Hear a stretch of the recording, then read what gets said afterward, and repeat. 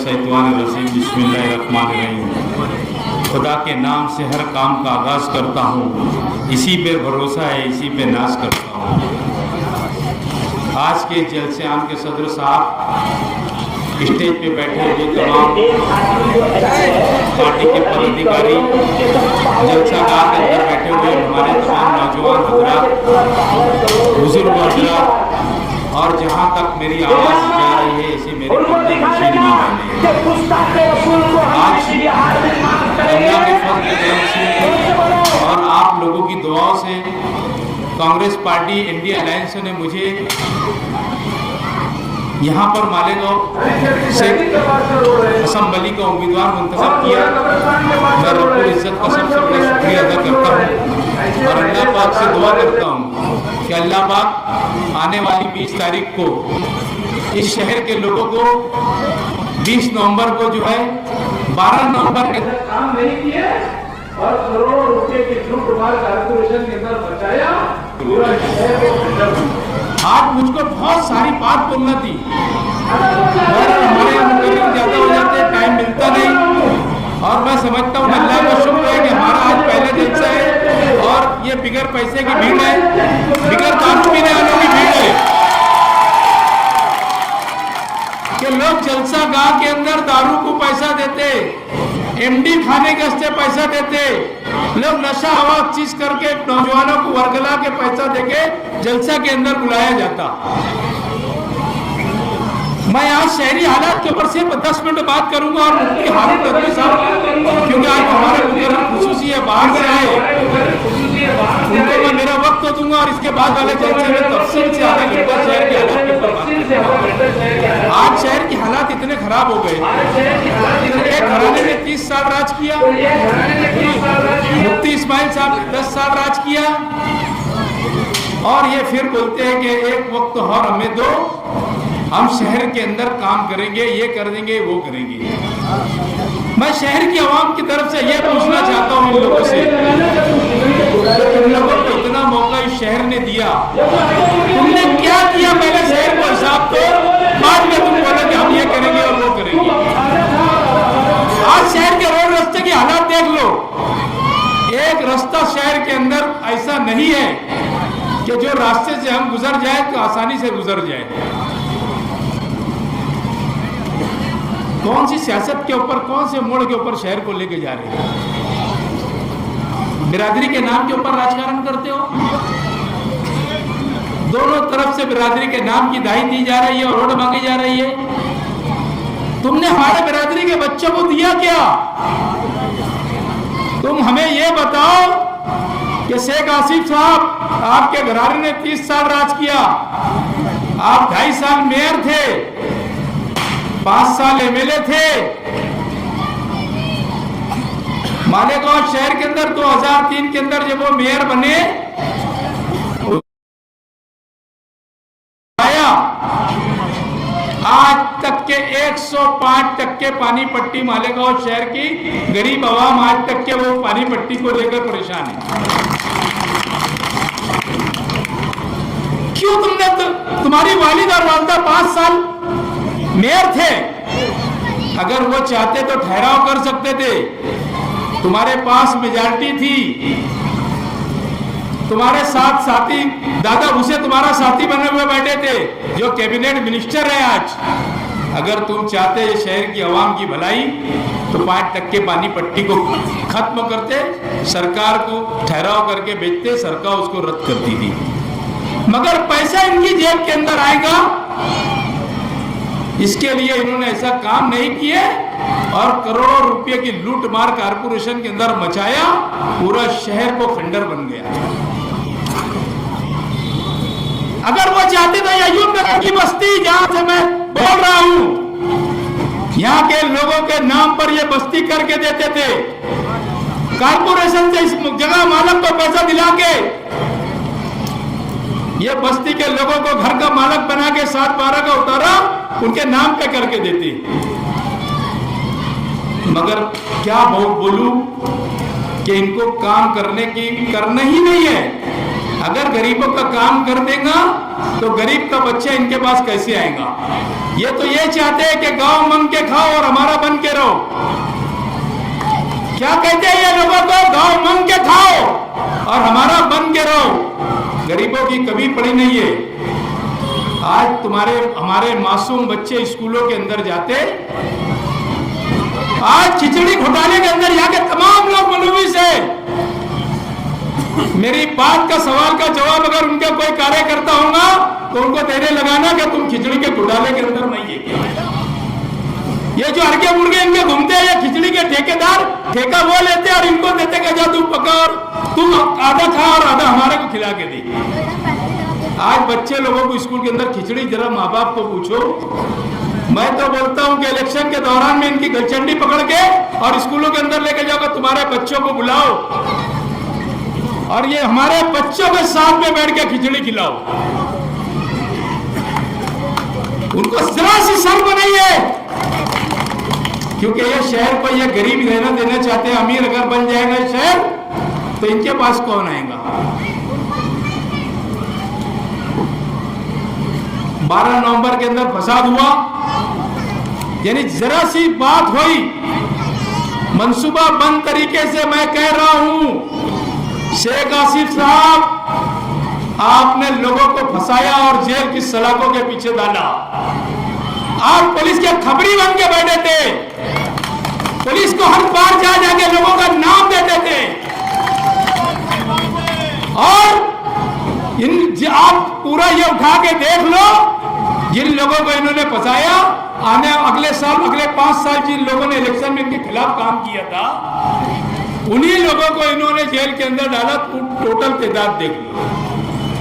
और कुछ कुसंबर रोड के जो लोग हकीकी के अंदर इसके अंदर थे, जिनको ये बोलने लगा रहे कि मुफ्ती इस्माइल ने हमारे को जेल की सलाखों के अंदर फंसा डाला। अरे वो क्या फंसाएगा? वो तो खुद एक हवलदार को साहब बोलता, वो क्या फंसाएगा? उसकी पुलिस सुनेगी तो फंसाएगा ना। तुमने गृह मंत्री अनिल देशमुख को के बाद जाकर पुलिस के ऊपर दबाव डलवा के तुमने गुस्ताख रसूल, जिन्होंने रसूल की शान में गुस्ताखी किया था, उसके लिए लोग जुलूस लेकर गए थे, उनके साथ में ये ऐसा काम कर सकते हैं। और एक हजरत अपने हैं, इतना झूठ बोलते, अल्लाह रहम करे।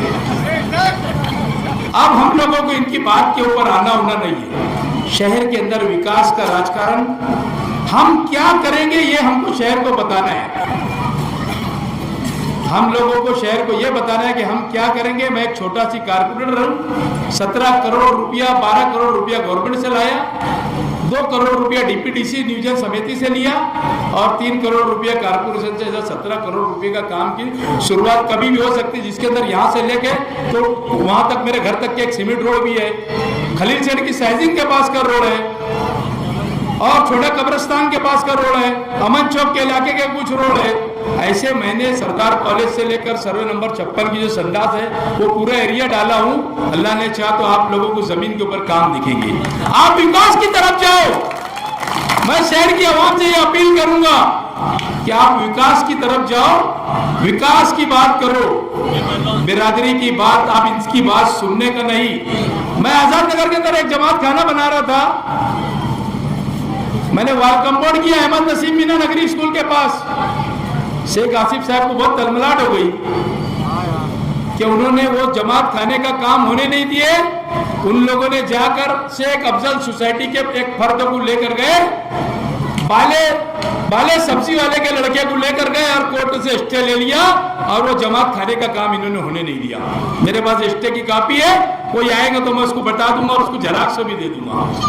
तो ये नहीं चाहते शहर के अंदर विकास विकास। इनके घर, इनके मालेगांव के अंदर 12 घर है मनियार लोग के, उन्होंने उनका जमात खाना बना लिए, मगर शेख सैयद पठान का जमात खाना बन रहा था, उन्होंने बनने नहीं दिया। ये कौन सी सियासत है तुम्हारी? और ये जो लोग हैं, आप अपने बच्चों के ऊपर ध्यान रखो, इनको इनसे दूर रखो।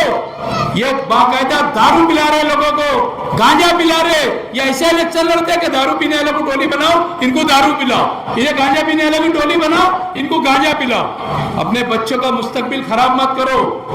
आने वाले 20 तारीख को आपको कांग्रेस पार्टी के उम्मीदवार एजाज बेग को पंजा निशान के ऊपर वोट देना है, हमको मुफ्ती हारून नकवी साहब को सुनना है। इसके लिए मैं वक्त दे रहा हूँ। शुक्रिया। जय हिंद। पार्लियामेंट में शोभा ताई बच्चों को भिजाया, अब असेंबली में एजाज बेग साहब को हमें भिजाना है और इस शहर की तकदीर बदलनी है। आइए अब आपके सामने जलगांव शहर के कांग्रेस पार्टी के सदर शोला बाया मुकाबिल, वायरल न्यूज के डायरेक्टर आली जनाब मुफ्ती हारून नकवी साहब को हम सुनते हैं। मैं इन नशान से उनको दावत कलाम दे रहा हूँ कि दिल लुभाते हुए मंजर से निकल आते हैं। वो भी क्या लोग हैं जो घर से निकल आते हैं। बेसबब हमको दबाने की न कोशिश करना, हम वो सब्जे हैं जो पत्थर से निकल आते हैं। जोर ताली में इस्तेमाल करें आज की जलसे के सदर मौसूम मुफ्ती हारून नकवी साहब।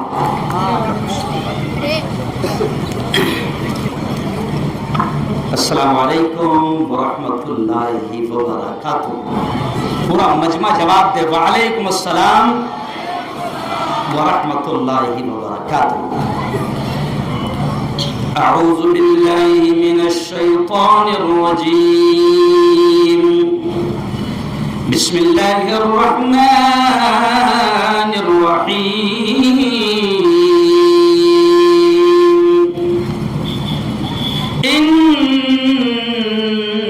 इन्नल्लाह ला युग़य्यिरु मा बिक़ौम हत्ता युग़य्यिरु मा बिअन्फुसिहिम। सदक़ल्लाहुल अज़ीम। दिल बदल सकते हैं, दिल बदल सकते हैं, जज्बात बदल सकते हैं।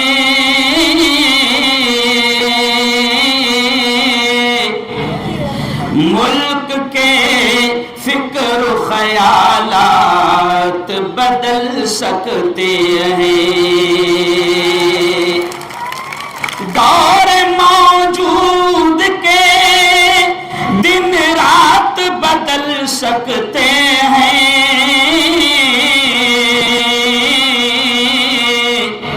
हम बदल जाए तो हालात बदल सकते हैं। हम बदल जाए तो हालात बदल सकते हैं।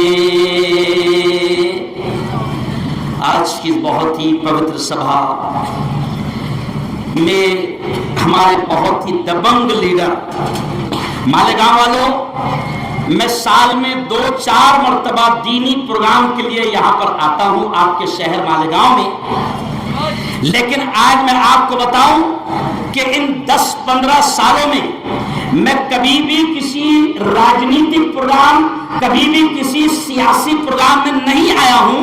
लेकिन जैसे ही मुझे पता चला कि मालेगांव का एक बहादुर, एक निडर, एक बेबाक, एक जाबाज लीडर यहाँ पर खड़ा है एजाज बेग की सूरत में, तो आज पहली मर्तबा मैं एजाज बेग के प्रचार और प्रसार के लिए यहाँ पर आया हूँ। मेरे पास वक्त कम है, सिर्फ 20 मिनट है, तो हम 20 मिनट में चलो 20-20 खेल लेते हैं, है ना? मैंने आपके सामने एक आयत पढ़ा कुरान की। एजाज भाई, मैंने एक आयत पढ़ा मालेगांव वालों कि अल्लाह ये कहता है इन्नल्लाह ला युग़य्यिरु मा बिक़ौम। अल्लाह कहता है कि मैं भी किसी कौम की हालत को उस वक्त तक नहीं बदलता जब तक कि वो कौम खुद अपनी हालत को बदलना न चाहे। अल्लामा इक़बाल ने इस आयत को शेर में कह दिया।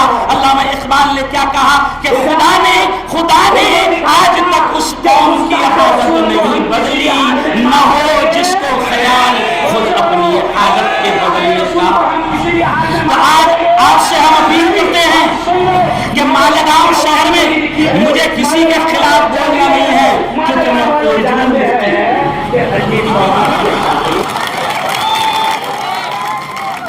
मेरा इस्लाम किसी की जात पर कीचड़ उछालने की इजाजत नहीं देता। आज मैं आपके शहर में देख रहा हूं, मुझे शर्म आती है कि आज आपके शहर में मुसलमान एक दूसरे की जात पर हमला कर रहे हैं। आप मालेगांव वालों ये फैसला करो, क्या आपको आपके बच्चों को बेवड़ा बनाना है? अरे बोलो ना, नहीं। आप फैसला करो, क्या आपके बच्चों को आपको बंदूक चलाने वाला मवाली और गुंडा बनाना है? नहीं, आपको फैसला करना है। इसलिए आज मैं आपसे कहता हूं कि अल्लाह भी ये कहता है कि मैं भी किसी कौम की हालत को उस वक्त तक नहीं बदलता जब तक कि वो कौम खुद अपनी हालत को बदलना ना चाहे। मालेगांव वालों, आज भारत की सबसे बड़ी party national party Congress party ने अगर एजाज बेग को चुना है तो कोई तो बात है। एजाज, हम छोटी मोटी पार्टियों के लिए नहीं आए हैं। एक शख्स मुझे मिले पर्चा भरते वक्त, मुझे देखकर वो बिल्कुल शॉर्ट हो गए और मुझसे कहने लगे, मुफ्ती साहब कैसे आए हो? मैंने कहा कि हाथ ही हालात को बदलेगा, पंजे का प्रचार करने के लिए आया। मैंने कहा तुम अब कौन सी नई पार्टी में हैं? क्योंकि हर 5 साल के बाद में तुम पार्टियां बदलते हो, तुम कौन सी नई पार्टी में हैं? तो एजाज भाई वो कहते हैं कि मैं इस्लाम पार्टी में हूं। तो मैंने कहा इस्लाम पार्टी कौन सी? अजीत पवार के हाथ में जो है वो पार्टी। नहीं समझा? यानी आपने इस्लाम को भी किसके हाथ में दे दिया? अजीत पवार के हाथ में दे दिया। ओ यारो, मेरे पास शहर के लोकल मुद्दे बयान करने का वक्त नहीं है। सिर्फ आओ, मैं खुलकर एक बात कहता हूं कि आप और हम सब मुसलमान हैं। मुझे दोनों हाथ उठाकर बताना कि आप तमाम नबी से सच्चा इश्क करते हैं। माशाअल्लाह, हम नबी से सच्चा इश्क करते हैं। हम कहते हैं लब्बैक या रसूल अल्लाह। हम कहते हैं मेरे माँ बाप आप पर कुर्बान या रसूल अल्लाह। हम कहते हैं मेरी औलाद आप पर कुर्बान या रसूल अल्लाह। हम कहते हैं मेरा सब कुछ कुर्बान आप पर है रसूल अल्लाह। लेकिन आप देखो कि इस वक्त महाराष्ट्र की शिंदे सरकार, फडणवीस सरकार, बीजेपी की सरकार, अजीत पवार की सरकार, वो सरकार खुलकर ये कहती है, एजाज भाई, वो सरकार ये कहती है कि जिस शैतान ने, जिस खबीस ने, जिस मर्दूद ने मेरे नबी की शान में गुस्ताखी किया, वो खबीस रामगिरी महाराष्ट्र की ये सरकार कहती है, अजीत पवार की सरकार कहती है, शिंदे की सरकार कहती है, फडणवीस की सरकार कहती है कि महाराष्ट्र के बाल को भी धक्का लगने नहीं देंगे। तो अब बताओ, जो लोग ऐसी सरकार के हाथ में है, मेरी एक वीडियो आपने देखा होगा, मैंने खुलकर कहा था, भाई मैंने खुलकर कहा था कि जो अजीत पवार के साथ है वो रामगिरी के साथ है। यहां बजाओ तालिया, जो जोर से बोलना, जो अजीत पवार के साथ है वो, जोर से बोलो, जो अजीत पवार के साथ है वो रामगिरी के साथ है। जो फडणवीस के साथ है वो रामगिरी के साथ है। जो शिंदे के साथ है वो रामगिरी के साथ है। और सुन लो, जितने भी लोग यहाँ पर खड़े हुए हैं, आप उन तमाम को जानते हैं। लेकिन एक आदमी तो ऐसा है कि जो अभी करोड़ों रुपयों का पावर दिखा रहा है, आरिफ कमर साहब, वो पूरा के पूरा पावर करोड़ों रुपए का अजीत पवार है। विक्रामत, उनको दिखा देना कि गुस्ताखे रसूल को हम किसी भी हाल में माफ करेंगे। जोर से बोलो, गुस्ताखे रसूल को हम किसी भी हाल में माफ करेंगे नहीं।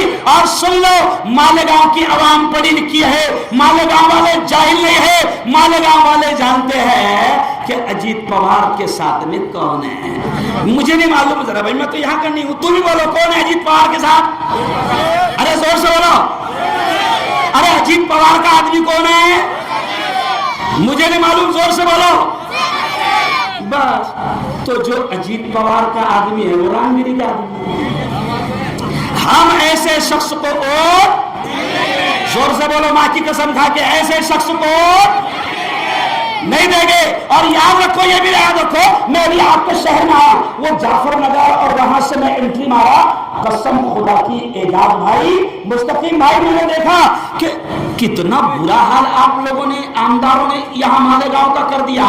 अरे वो समृद्धि हाईवे, या जुमला सुनना, वो समृद्धि हाईवे 600 किलोमीटर का बन गया। उसके साथ में इस पुल का उद्घाटन हुआ था, ये 3 किलोमीटर का अभी तक नहीं बन पाया। समझ गया है इशारा? तो ये लूटमार कर रहे हैं। अगर आपको, सुनो और अगला जुमला सुनो, आपको मुल्क से, ये जुमले पर ध्यान देना, आपको मुल्क से जालिम सरकार को हटाना है कि नहीं हटाना है? आपको मुल्क से कातिल सरकार को हटाना है कि नहीं हटाना है? आपको मुल्क से मुसलमानों की दुश्मन सरकार को हटाना है कि नहीं हटाना है? आपको मुल्क से गरीबों की दुश्मन और किसानों की दुश्मन सरकार को हटाना है कि नहीं हटाना है?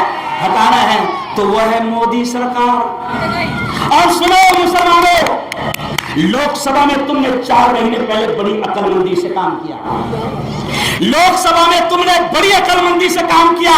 उसका नतीजा क्या निकला कि जो मोदी कहता था 400 पार हो जाऊंगा, 240 पे अटक गया, तो अब वक्फ बिल पास नहीं कर पा रहा। हमसे पूछ रहा, क्यों पूछ रहा? क्योंकि आपने होशियारी का सबूत दिया, आपने इत्तेहाद का सबूत दिया, आपने एकता का सबूत दिया।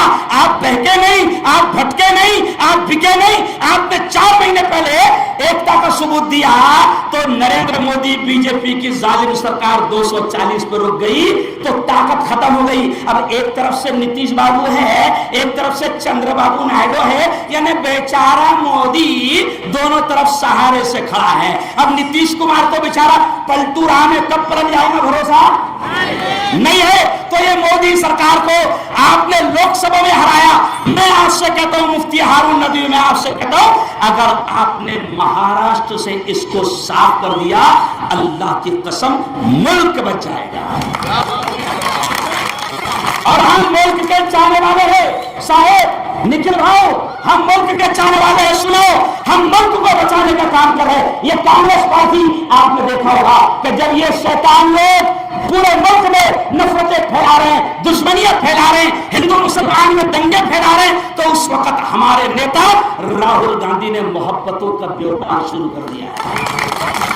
हमारा राहुल गांधी, हमारा नेता, हमारी पार्टी मोहब्बत, एकता, अमन, शांति और सद्भावना का पैगाम दे रही है। अगर आपको, मैं तो मेरे हिंदू भाइयों से भी कहता हूं, मैं तो मेरे जैन भाइयों से भी कहता हूं, मैं तो मेरे बौद्ध भाइयों से भी कहता हूं, मैं तो मेरे दलित भाइयों से भी कहता हूं कि अगर देश में अमन, शांति, सुकून लाना है और देश को तरक्की पे पहुंचाना है तो मोदी को हटाओ। बोलो जोर से, मोदी को।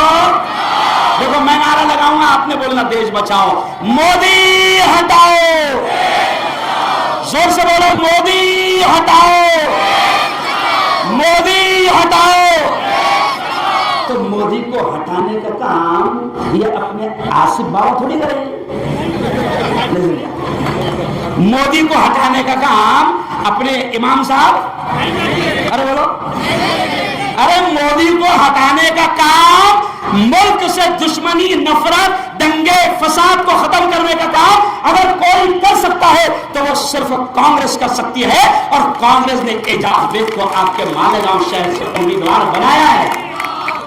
कांग्रेस ने एजाज बेग को, और एजाज बेग साहब आइए, आइए, ये देखिए जहां तक निगाह जा रही है, सुनो सुनो, जहां तक निगाह जा रही है एजाज भाई, पब्लिक आई हुई है और ये सब बगैर पैसों की है। कैसी है? बगैर पैसों की है। आपने किसी को बोतल तो नहीं दिया ना? अच्छा, आपने भी आते आते किसी को पुलाव खिलाया गया?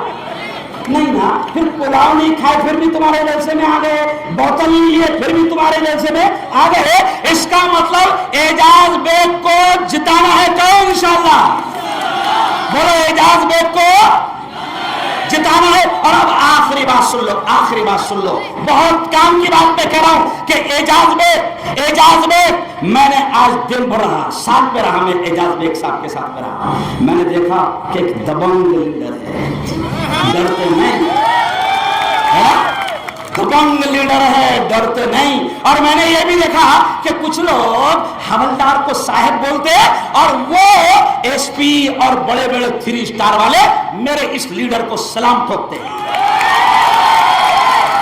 दबंग लीडर है वो। मालेगांव वालों, ये भी याद रखना, आपको याद होगा 2023 नवंबर का महीना, आपको याद होगा। अरे याद है ना? अरे बोलो, याद है? नवंबर के महीने में किसने फंसाया था, याद है? अरे बोलो जोर से।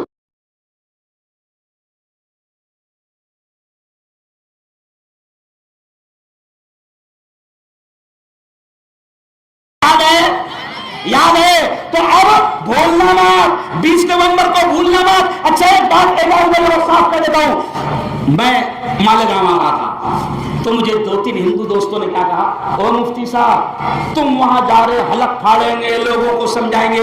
कहां जा रहे? मालेगांव जा रहे। मैंने कहा मालेगांव जा रहा हूं। कहा कि मुफ्ती साहब ज्यादा हलक मत फाड़ना, चांद रात आएंगी 500 में बिक जाएंगी। चांद रात समझते? अरे बोलो ना, 19 तारीख को रात में चांद रात। तो कहा कि चांद रात में 500 में बिकेंगे। ओ यारो, ये जुमला हंसी का नहीं है एक साथ, ये जुमला मुसलमानों के मुंह पर एक तमाचा है। ये जुमला मुसलमानों के मुंह पर एक तमाचा है। यानी ये खबीस क्या सोच रहे हैं कि कोई टेंशन नहीं, 19 तारीख को हम तिजोरी, अरे बोलो, खोल देंगे, है ना, अपना हराम का खजाना, अरे बोलो, लुटा देंगे, पुलाव, अरे बोलो ना, पुलाव खिला देंगे। अब सुना, आखिरी बात कह के बात खत्म करूंगा। अगर आप 500 रुपये में बिकते हैं, ये जुमला सुनो जुनैद सारा, अगर आप 500 रुपये में बिकते हैं तो सुनो, मैं मुफ्ती हारून, मैं 50 किलो का हूं। कितने किलो का? 50 किलो का। अगर मैं 500 में बिका तो क्या किलो है? 10 रुपए।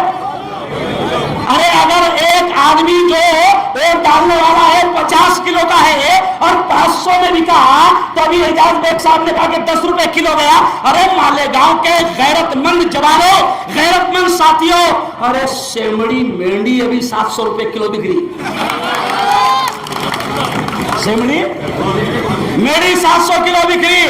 तो बता दो कि हम बिकने वाले, जोर से बोलो, हम बिकने वाले नहीं है। हम कांग्रेस को लाएंगे और देश को बचाएंगे। बोलो, हम कांग्रेस को लाएंगे और देश को, जोर से बोलो, हम कांग्रेस को लाएंगे और देश को, कांग्रेस आएगी तो सुनो, आज राहुल गांधी, मैं चैलेंज के साथ कह रहा हूं, आरएसएस, बहुत खतरनाक जुमला सुन लो, आरएसएस जो सिर्फ मुसलमानों की दुश्मन नहीं है, मुसलमानों की दुश्मन नहीं है, आरएसएस मुल्क की दुश्मन है। मुल्क में दंगे फसाद फैलाना, हिंदू मुसलमानों को आपस में लड़वाना, आरएसएस वालों की पूरी कुंडली आपको मालूम है कि उस वक्त अंग्रेजों के साथ में क्या किया था। लेकिन चैलेंज के साथ कहता हूं, चैलेंज के साथ कहता हूं कि आरएसएस के खिलाफ अगर कोई मैदान में आकर बोल रहा है तो वो मेरा शेर राहुल गांधी है, जो खुलकर बोल रहा है। इसलिए मालेगांव वालों, तय कर लो कि 20 नवंबर को जब मशीन के पास में जाएंगे, अच्छा देखो, कुछ लोगों के पास में हराम का बहुत आ गया, हराम का उनके पास बहुत आ गया। अच्छा, हराम के पैसे की तासीर है कि वो रहता नहीं, तो 15 तारीख के बाद में ऐसा वो पैसा खुद ऐसा उछलेगा। तो क्या करना, हराम का है, पैसा बहुत उछाल रहे हैं, तो क्या करना, ले और अपने मन के मालिक है। मोदी जी कैसे मन के मालिक है? मोदी जी सिर्फ उनके मन की बात करते कि नहीं, किसी के मन की सुनते क्या? नहीं। तो जिनके पास में हराम का पैसा है, ले लेना और उसको बोलना, भैया वोट तो ईमानदारी के साथ एजाज बेग को रहेगा। वोट ईमानदारी के साथ किसको रहेगा? अच्छा एक बात, आखिरी बात सुन लो, आपने 10 साल एक शख्स को मौका दिया कि नहीं दिया? बोलो ना यार, बोलो ना, दिया। एक खानदान को 30 साल खाने का मौका दिया कि नहीं दिया? अरे बोलो भाई, उन्होंने इतना खाया कि अब वो गोले निकाल रहे, समझ रहा? तो आपने एक खानदान को 30 साल मौका दिया, आपने एक शख्स को 10 साल मौका दिया। तो मैं आज से कह रहा हूं कि जो आदमी 25 साल में उसने अपने इलाके की दिशा और 25 साल में अपने मोहल्ले की किस्मत बदल दिया, उसको एक बार मौका दे दो मालेगांव शहर की किस्मत बदलने, एक बार मौका दे दो मालेगांव शहर की किस्मत बदलने का।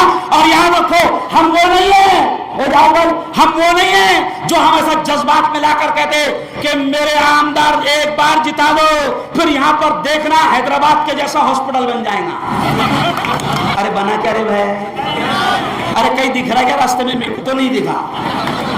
अरे बोलो ना, मैं जलगांव में ऐसे बोले थे, जलगांव में भी बोले थे ऐसे बोले थे कि मेरे 2 उम्मीदवार जिता कर दे दो, देखना अगले हफ्ते में मैं तुमको जलगांव की गलियों में नजर आऊंगा। अल्हम्दुलिल्लाह 10 साल हो गए नजर, अरे बोलो नहीं आए। तो झूठे वादों में मत जाना। प्यारे नबी की बात सुनाकर बात खत्म। यह जुमला याद रखो, प्यारे नबी ने क्या कहा, यह जुमला सुनो। प्यारे नबी ने कहा कि मोमिन बड़ा होशियार होता है, मोमिन बड़ा चालाक होता है। मोमिन एक बिल से 2 बार डसा जाता और अपन इतने बावले है कि एक बिल से 30 साल तक के डसेगा और एक बिल से, अरे बोलो ना, 10 साल। अच्छा एक बात,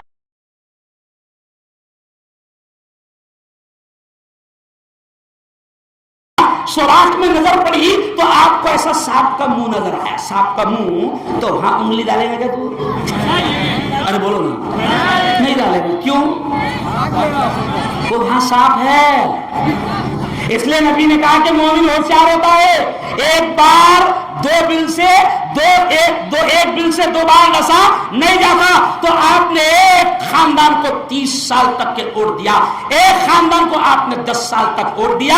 मैं उससे कहता हूं, मैं मुफ्ती हारून नदवी आपसे कहता हूं कि एक बार एजाज भाई आइए आप, एक बार सिर्फ ये दबंग लीडर जो हर वक्त तुम्हारे साथ रहता है, एक बार एजाज देखो, एक बार एजाज देख को मौका दे दो, इंशाअल्लाह हम आपके साथ रहेंगे और आपके जितने डिमांड है, आपकी जितनी मांगे हैं, हम एजाज बेग से पूरी कराएंगे। बहुत बहुत शुक्रिया, बहुत बहुत धन्यवाद। अल्लाह।